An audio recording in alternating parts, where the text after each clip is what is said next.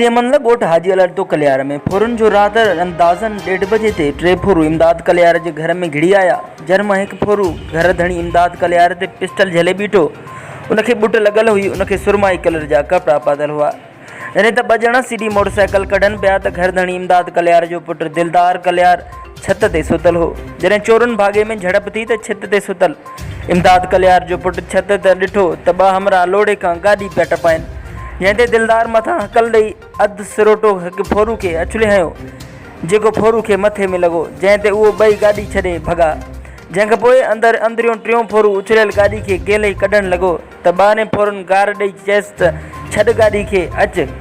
जॾहिं त ॿाहिरि बीठल फोरन फायर कयो ऐं साथी खे भॼण में कामयाब थी विया। जॾहिं त फायर ते सॼे ॻोठ जे आसपास जे सभिनी ॻोठाणनि फायरिंग करे ॾिनी। पीछे करण ते कुझु मुफ़ासिले ते फोरन जा 2 किरियल गोलियूं हथायूं। सस्पेरा ही आहिनि।